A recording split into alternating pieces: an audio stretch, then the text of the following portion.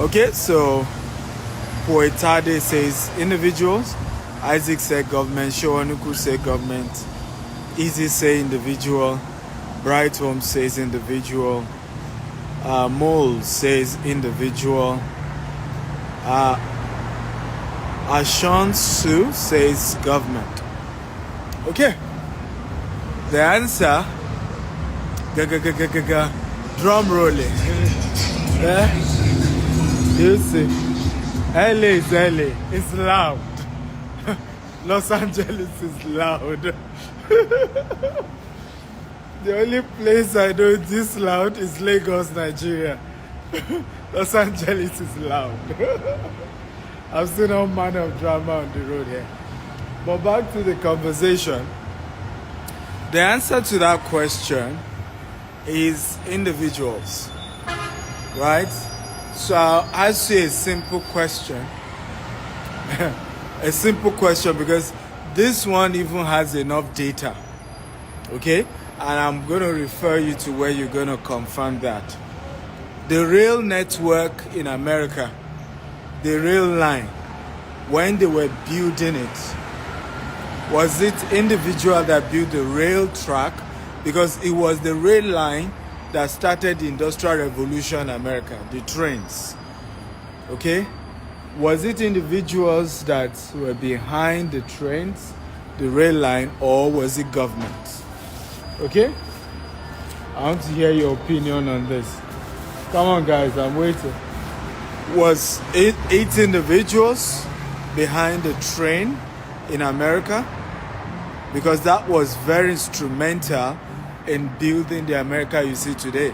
The Industrial Revolution, road to, was relied on the rail structure, from petrol, who used to be kerosene actually in those days.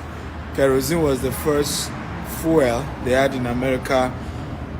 John D. Rockefeller was a major seller, right? To move those fuel so that they had so-called electricity, not even electricity, but they had lights. Okay?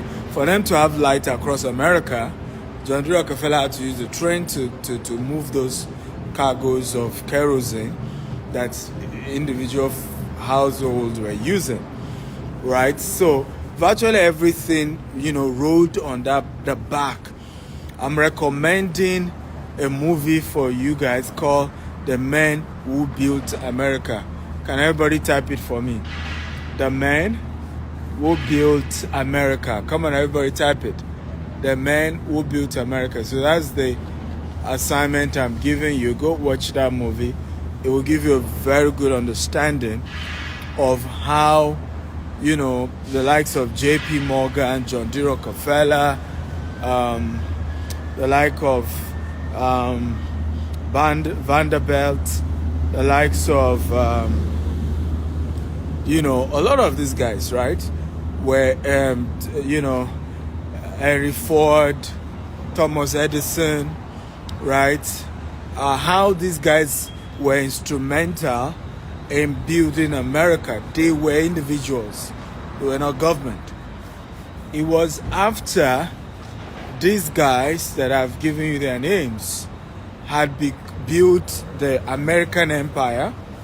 They've made so much money. They were even bigger than government at some point. For example, John D. Rockefeller was the first American billionaire. He was richer than the government of the U.S., right? When the government realized that, look, what these guys are getting so powerful, the government then started investing in breaking them down, okay?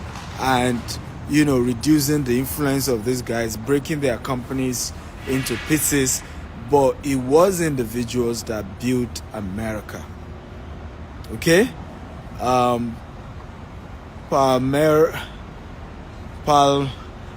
Eradini says, who says good things can't come out of Osu? Great Osu.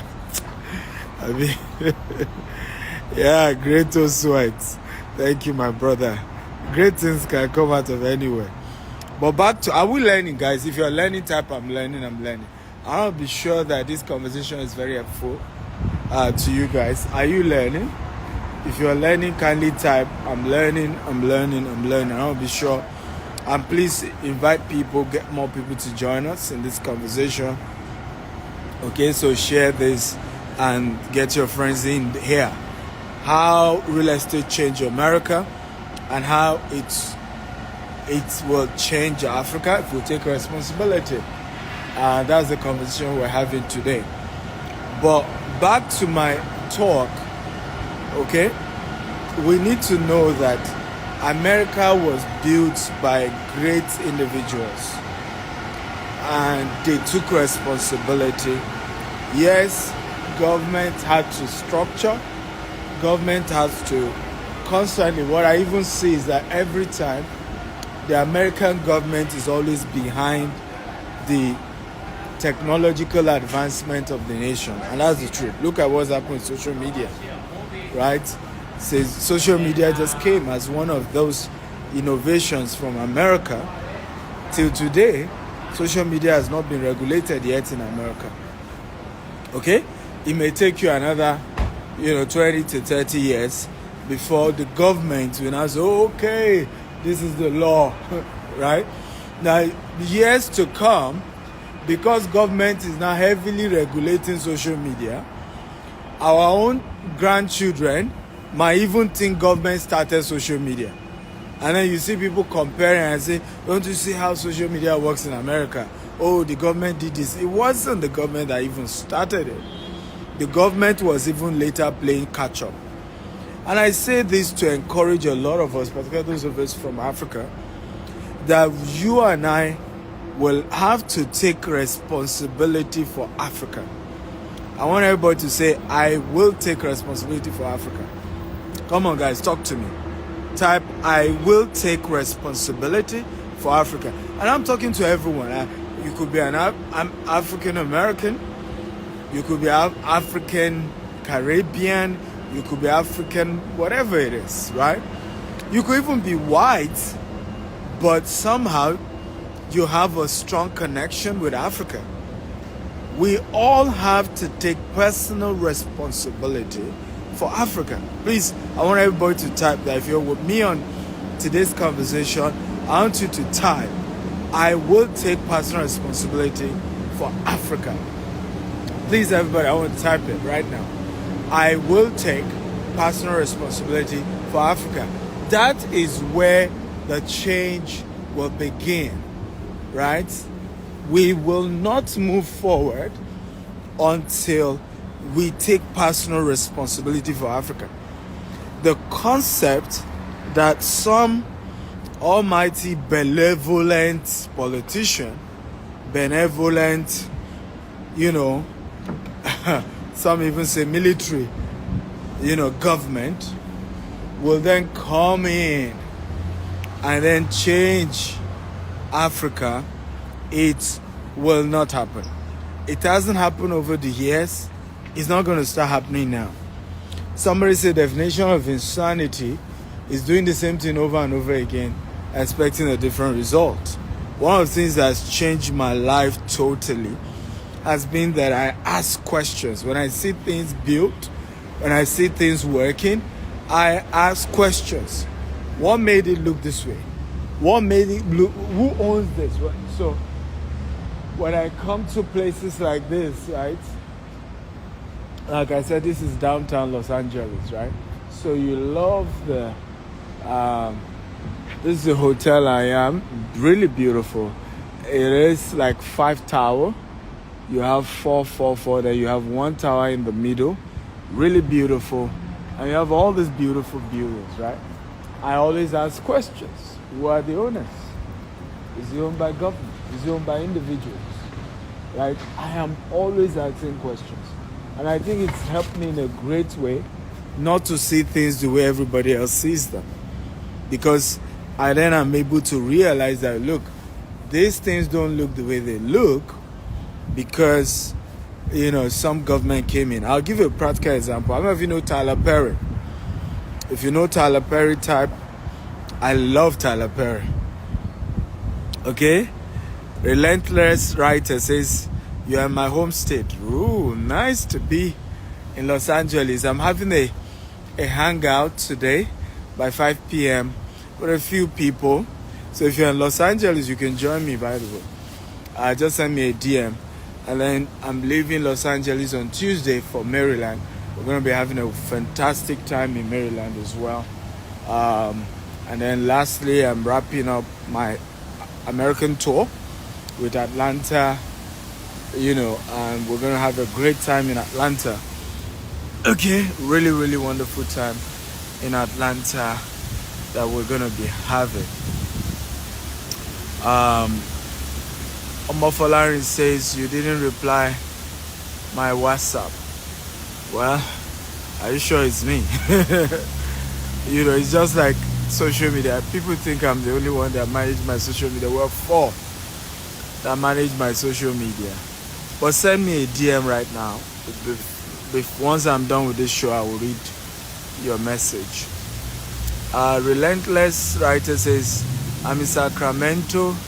I wish I was closer. I would have showed up. I trust you would have. Certainly. Dave says, I love your car. Thank you. Appreciate it. But back to my conversation so that we don't lose touch, right? I know you all love my looks and all that. Thank you. Back to my conversation. One of the major problems we are facing as a people, and I was talking about Tyler Perry, right? How many of you know Tyler Perry and you love the guy? If you know Tyler Perry, type I know Tyler Perry. If you then love Tyler Perry, please type I love Tyler Perry. I know Tyler Perry, not one-on-one, but I've seen his movies, I follow his track record. But not just that, I love Tyler Perry. Okay?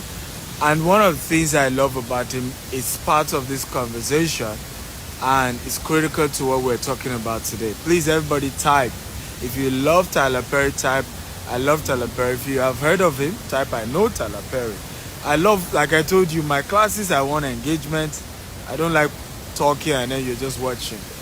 You want to comment, okay? It takes my energy and effort to share with you, and then you can as well encourage me by just commenting, right? So Tyler Perry shared this story, and I agree with him 110%, that he used to have this conversation with his colleagues in Los Angeles and of course all over America. His colleagues who were into of course they were into the movie industries, and there was so much complaint about racism. There was so much concern that when they give out words, they're only giving blacks, they don't even recognize most of black people. We do a lot of movies in Hollywood. Is built at the backbone of a lot of black actors and actresses, right? But again, in his own argument, most people did not, they were complaining about how they feel that they were not well recognized. And Tyler Perry said something to most of these people. Our focus shouldn't be on getting awards. Our focus should be on owning the industry. It's like I kept telling many of them, we need to think of how to come together and own the industries. Because yes, whether they give us awards or not, I mean, when you look at some of these other so-called awards, music, for example, a lot of black people are recognized in the music sector. But even with the recognition that they give black people, blacks don't own most of these record labels, right? Sony Music is not owned by a black man. We need to face this fact. And no matter who you are, a good portion of your money goes to that, no matter what music you're able to produce. So blacks don't own the studios Tyler Perry was sharing with these people. We need to own the studios. Blacks don't own the television stations. Blacks don't own the cinemas. We need to think about this. Okay? And a lot of people didn't take Tyler Perry seriously. Now, Tyler Perry decided to invest in the Tyler Perry Studios in Atlanta. I've been there twice. Beautiful, massive. In fact, bigger than HBO, Universal, like bigger than top 2, put together. The part, of course, that I'm sure Tyler Perry will then work on, which of course in the next 20 years you'll see him do that, is the franchise and the resort part. Because what they've also done, Disney, Universal Studios, is not just the studio, they've invested so much in the parks. So, you come in, last year myself and my wife, the kids, we went to Disney World, right? And, you're not just seeing the studio, you're seeing in terms of the entire park and all of the, merchandising and all of that they've had to do. And I think strongly Tyler Perry kept emphasizing that the priority needs to be about ownership. And guess what has happened today? Because Tyler Perry now owns the studio, and guess what? Black Panther was done in his studio. Now most blockbusters movies are done in Tyler Perry studios. The award has started coming. Do you see the point now? All of what they, others are crying that they were not giving them, Tyler Perry is now beginning to get it because he owns where those things are done, right? He's the owner of those studios, of those places. Now, back to the initial conversation we started today's conversation with. Tyler Perry bought over 300 acres of property you used to own. It was owned by white, slave masters. Okay? It was, I think, a plantation where slaves had to be working for their white masters. And today, a black man owned that same property. Okay? And a lot of white people now work for him. And that is really how you change the narrative. And my argument has always been, if you and I want to change inequality among black people, racism among black people, we have to come together and work so that black people own things. We can't continue. You see, the victim mentality isn't going to help us. It is difficult. I have a lot of a few white people who have worked with me, and some are still working with me. It is difficult for any of my white employee to be racist to me, right? He's going to lose his job. Straight up. So, and the reason why some of these things are easy to perpetrate, is because the white guys still run the show. You may be the face in the front, but behind the scene, they still run it. I see now a lot of companies are now beginning to work on, okay, let's employ enough diversity. It's the language all over, the boards all over America. Oh, they need diversity in the workplace. And they're trying to get a lot of black people into the system. And some companies use, blacks, CEO. I'm not interested in just the CEO. I'm interested in the shareholders who own the company. Okay? Are majority shareholders of the companies black? Because they run the show. Right? They have influence and impact. It's just like you telling me, for example, Twitter is now, Elon Musk now has a new CEO for Twitter. Right? And you now tell me, but somebody else is the CEO. No, Elon Musk is the major owner. Right? If Twitter makes money, a good percentage still goes to Elon Musk. So we have to start thinking, because, and this is where it then ties to real estate.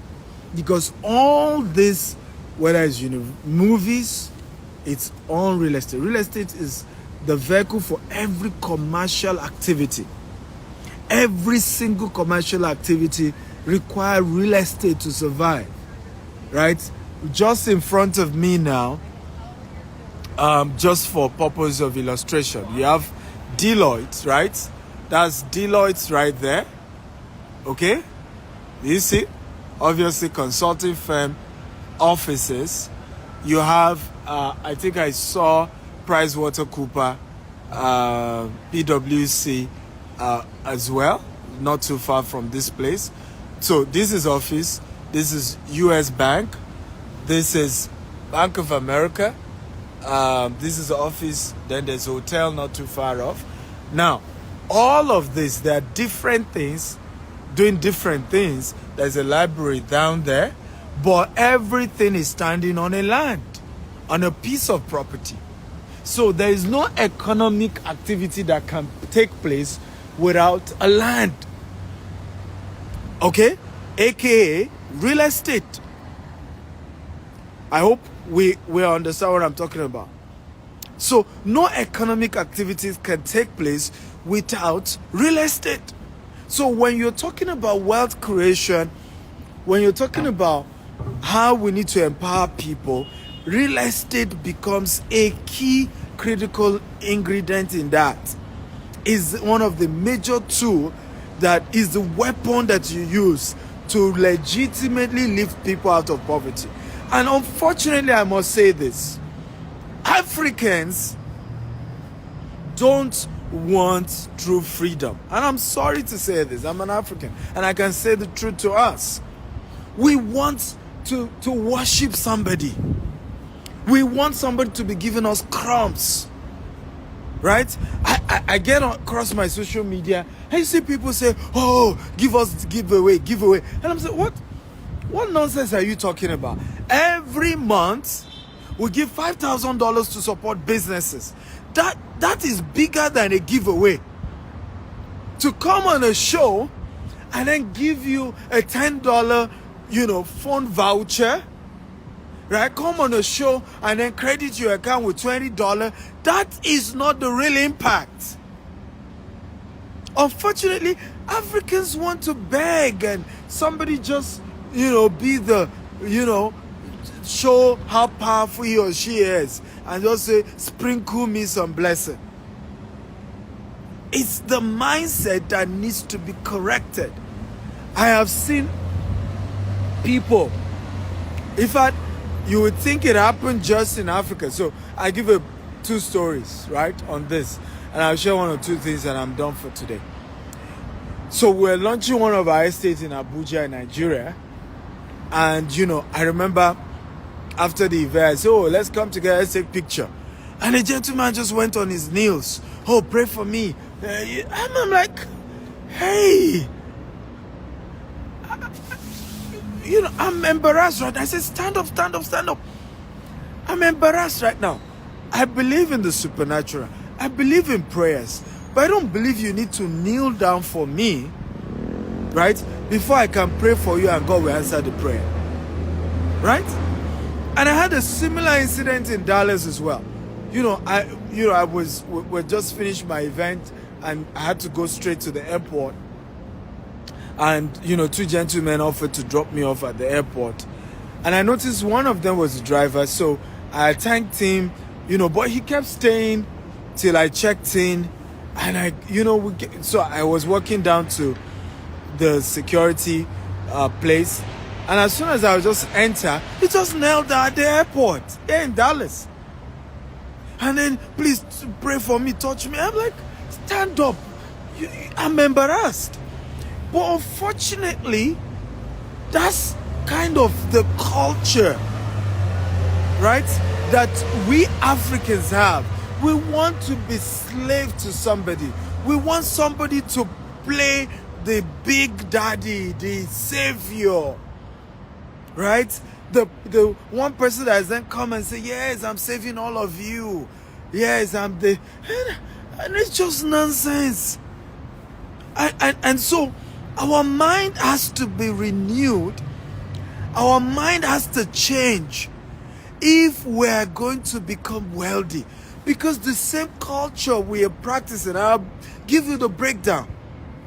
So an average African is shouting, oh, if only we can have good government. If only our leaders will solve the problem. If only our leaders will change Africa. That's what the citizens are saying, right?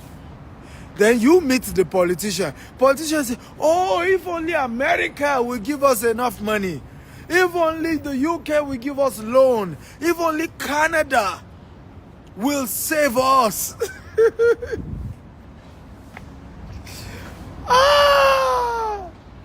So, every one of us is pushing the blame to somebody else.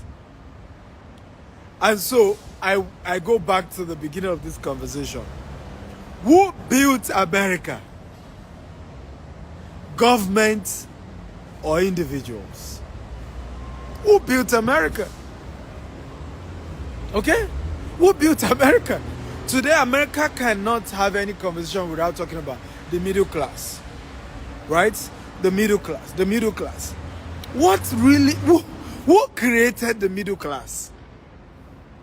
Right? Unfortunately, a lot of people are not even aware of this dynamic. What created the American middle class? The American middle class came about because of Henry Ford, J.P. Morgan, John D. Rockefeller, Andrew Carnegie. These guys had employees running to hundreds of thousands. There were conversations about increasing minimum wage, right? And as soon as the minimum wage for these workers were increased, you then had a growing middle class in America. And because of this middle class, they were in turn doing business again with these same big companies as well. So the money kept circling back to the rich men who created the middle class in America. So if America is what it is today, because some people took responsibility, and we call them the men who built America. You can go to YouTube, you can Google it, the documentary series, The Men Who Built America. I want to beg every one of you to watch it. Okay? How many of you will promise me you're going to watch The Men Who Built America? I don't care where you live, even if you're an American. You need to go watch it. If you promise me, just type, I promise, I promise. I want every one of you here to go watch that documentary, The Men Who Built America. Because it's then going to give you the right perspective as to how you need to then position yourself, okay, for the changes that you desire. Whether it is here in America, whether it is back in Africa, wherever in the world that you desire change, you need to watch the story of the guys who made it happen first for America. And suddenly your mindset begins to change to say, oh, it was individuals. Because you're going to see how the individuals started it. How many of you know, for example, let me ask this question.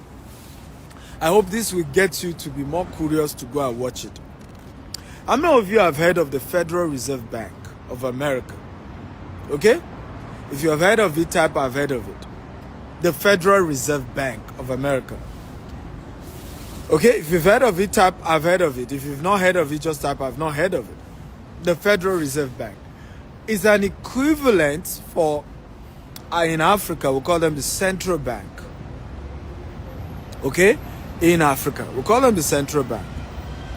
And when you go back, to that, environment, right? We call them the central bank in Africa, but you call them the Federal Reserve Bank. Do you know, and I want a yes or no, that at a point in America, one man acted as the Federal Reserve Bank for America? If you know the story, type I know. If you don't know, type I don't know. And then if you know, then name the person. A season in America, one man acted as the Federal Reserve Bank of America. When there is recession, the president calls this one man and tells him to bail out the country. Yes, in America. One of my biggest success secrets, I'm an historian. I research subject of finance, wealth, and how nations evolve. Okay? How they built their wealth. And it's changed my mindset. Now, one man in America, you can Google it, was this Federal Reserve Bank in America. The president will literally have to call him, okay, when there is recession, to bail out the country. Okay? Obakash me says Rockefeller. You're wrong. Wasn't Rockefeller. Right? Chike Chuma says JP Morgan. Oh, you got it. That's the guy. JP Morgan at a point was, okay, the Federal Reserve Bank in America. JP Morgan. In fact, it was during Theodore Roosevelt, even during Theodore Roosevelt, he still needed JP Morgan to bail America out. But he was the one who then, after that experience, because imagine you, the president, being at the mercy of one man called JP Morgan. He was an investment banker. He was so rich. He knew how to organize funds. He bailed out the rail companies. He bailed out different industries, right? He became so powerful, right? So Chase Bank, you're right. JP Morgan evolved into Chase Bank. The bank he started eventually became Chase Bank.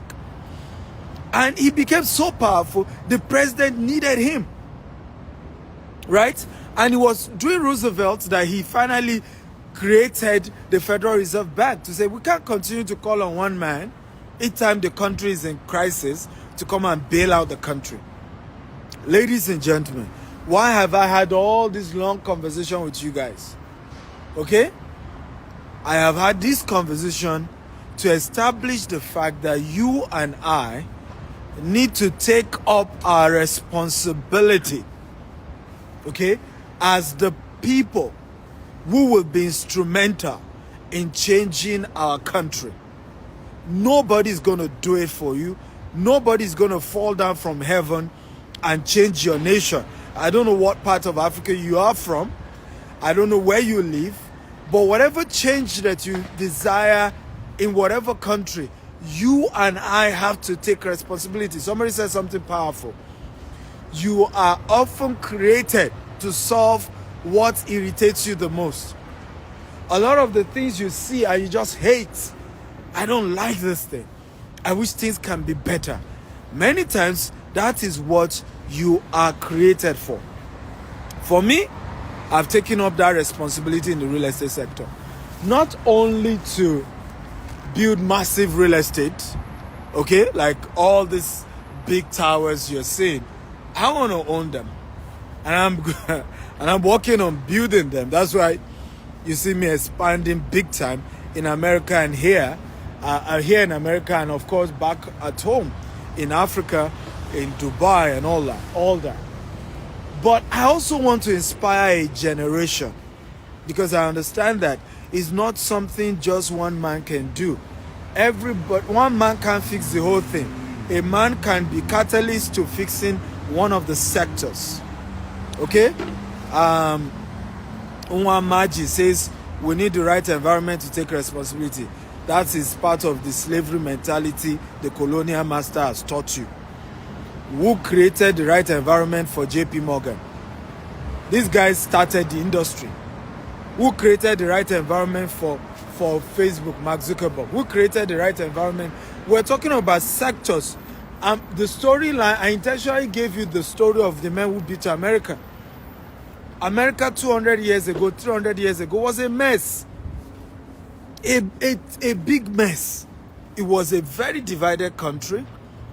And it wasn't also a rich country. Most people still don't know that America was colonized as well. Okay? People don't get that part. But people rose in America, and their own success eventually was what then changed America. So the lies that we've been told over the years, and many of us don't want to get out of that lie. Okay? I started back in Nigeria with just $1,000. Today I've built an empire, across. Next week I'm signing a $5 million property we're buying here in the US.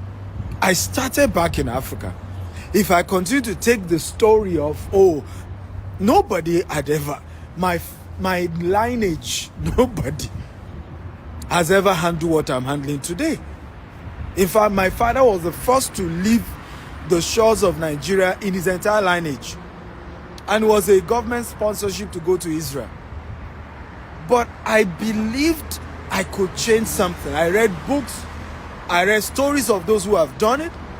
I got myself inspired, and I'm changing my world the best way I can. So if you're going to cross your hand, and it's a slavery mentality many of us need to shake off our mind. If you're going to fold your hands and say, well, I can't do it, enabling environments, I need help. How many people have left Africa and have come to the US or the UK or Canada and are doing the type of things they could not do back at home in this part of the world? How many? And are still average in this part of the world. And when I say average, don't let anybody deceive you. Okay? The fact that you can come to America and they want you get a loan, a car loan, you can get a mortgage. Don't let people deceive you to think that a lot of people in America are rich. Okay? Or a lot of people in Canada are rich. It's a debt, it's a loan. It's not their money. Even when you take a mortgage, it's not yet your house until you fully pay for the mortgage.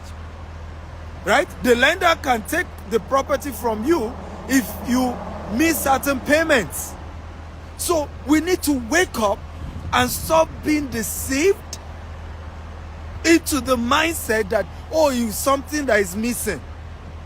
It's easier to make it back in Nigeria than in other parts of the world. A lot easier. Because the rules are lesser. To do anything here, to even build a house in America, do you know how many permits? Do you know how many regulations? Do you know how many? Sometimes you can take 3 months just to get all the permits to even build one house. So every country has its own challenges. And if they do not have, you will see that everybody who had left Nigeria or left Ghana or left Kenya will have become multi-millionaires and billionaires when they relocated from Africa. And we must say this truth. And I'm happy I'm here in the US telling you this, because oftentimes, if I have done this video back in Africa, you say, oh, it's because you have not traveled out. I haven't. It's not just I've traveled out. I own businesses in these places. I own business here in the US. I own business in the UK. I own business in Dubai. But guess what? I own business back at home in Nigeria, and I'm expanding to Ghana, Kenya, and other African countries. And when I compare it, everyone has their advantages, everyone has their disadvantages, but you cannot say the reason you've not made it, the reason you've not succeeded is because there's no enabling environment. Because even the lack of enabling environment is an advantage in itself. Because it means there are less regulations, and the less regulation then makes the barrier of entry easier. I did a video recently, and some part of it went viral when my team cut it. We do this long story and then they cut into 1 minute. And I asked the same question. Why is it that a lot of our people are entrepreneurs when they were in Nigeria, when they were in Ghana, when they were in Kenya, when they were back in Africa? They come to the US, to the UK, to Canada, and they're looking for a job. And they're willing to literally wash dead corpses. They're willing to stay in, homes of people who are about to die. I remember the story of a lady who had to pick up a job of working with elderly people here. And she said the woman that she was to take care of, care home or something, the woman was old, but she was seeing ghosts. In fact, and she came to do her master's in the UK and then having to have this side job. She literally had to resign that job because she was dealing with a woman, a very elderly woman. Said, can't you see John? John, my husband, can't you see him? She was seeing ghosts. And it was affecting the mental health of this particular lady who had moved to the UK to do her master's and needed to do a side job. So I asked the question, I said, why couldn't our people own businesses in those parts of the world? Do you know the reason? Right? The reason is simple. It's not as easy. That's the answer.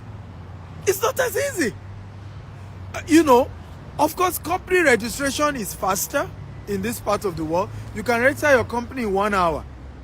But actually putting the structure to run a real business in this part of the world, it's not easy. That's why even majority of those who own businesses in developed world are running what we call self-employment. All right? They set up the phone system, is one-man show. Some maybe 2 person, the owner of the business and 1 secretary that maybe comes in twice a week or 3 times a week.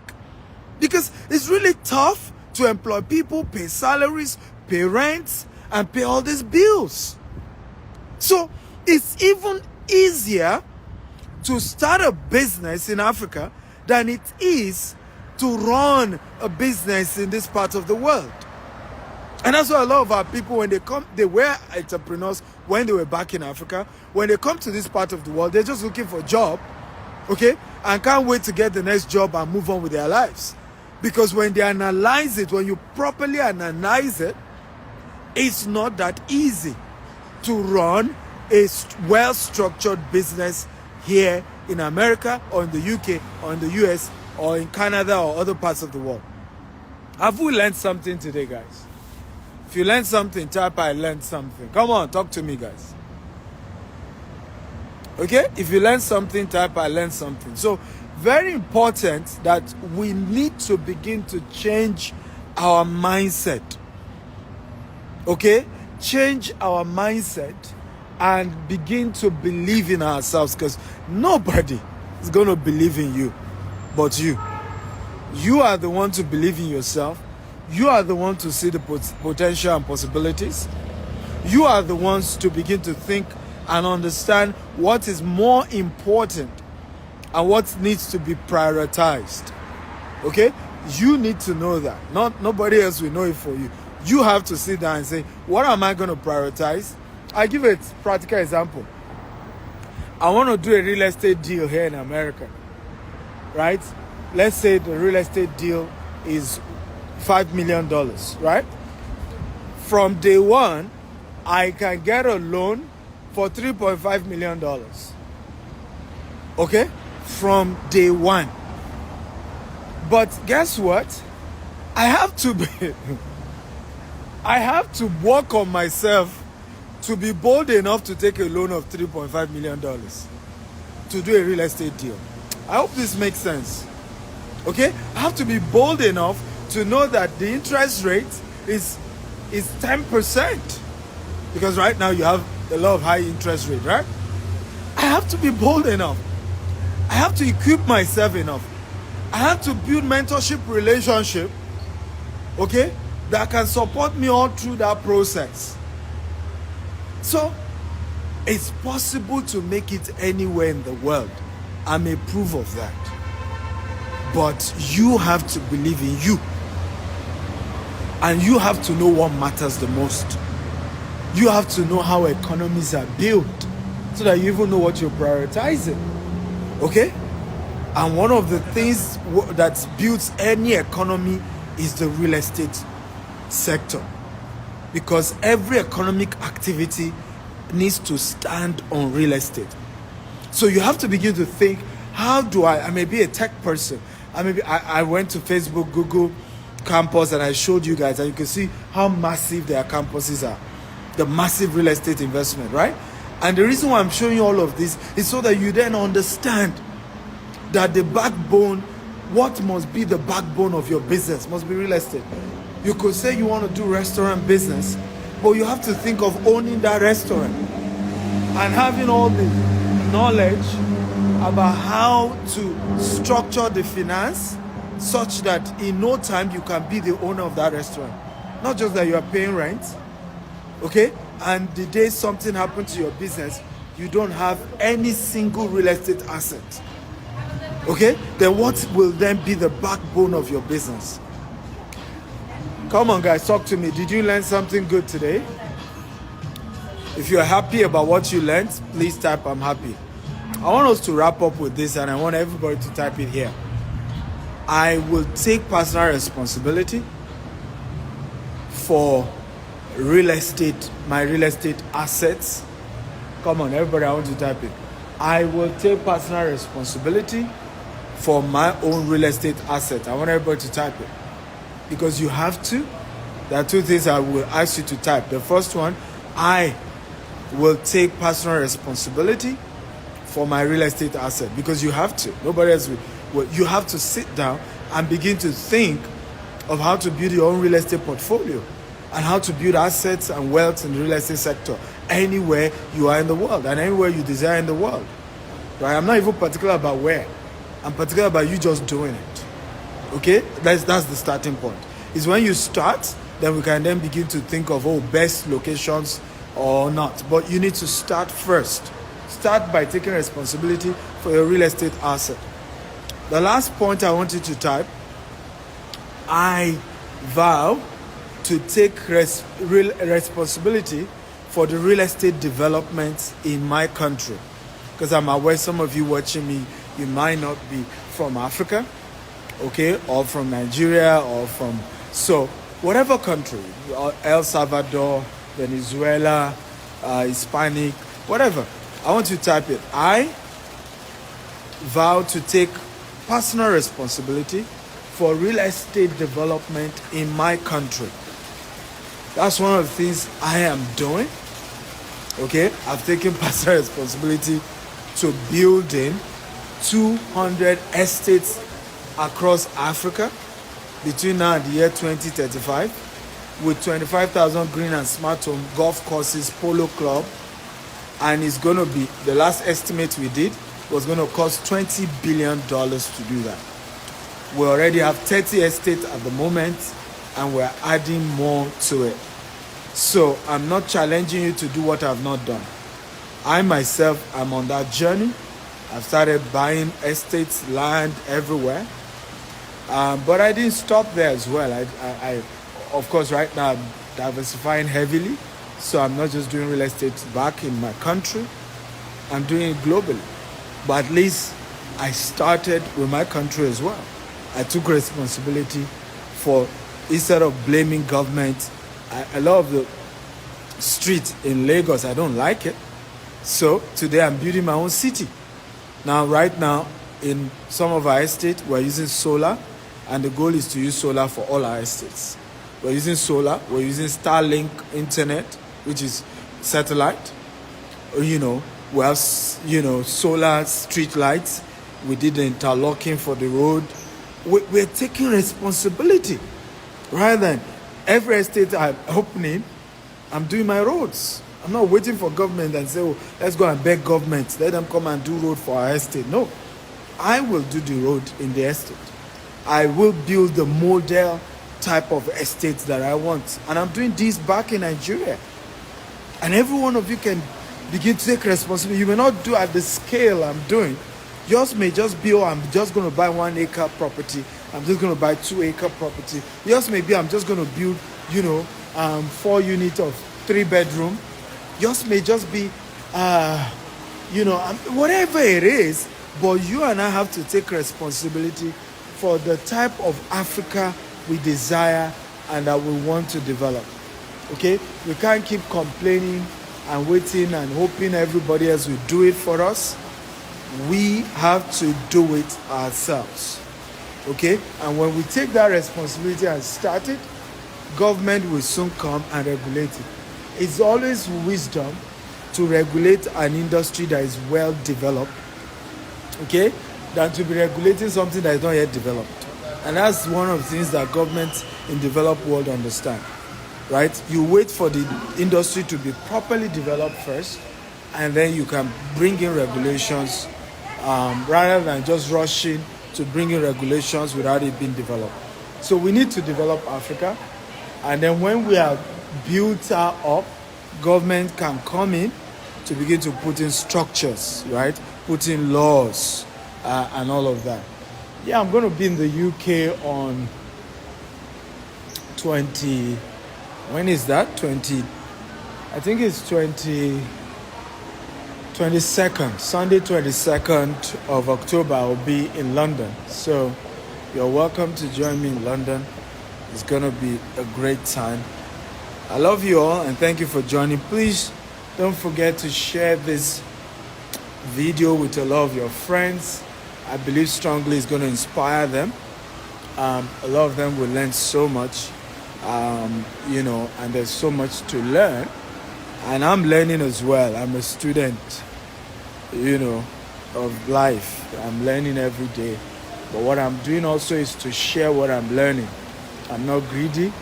I'm sharing with people as I learn, you know, ideas, concepts that I know are working for me, and I know will work for all of us, and I'm encouraging all of us to take responsibility.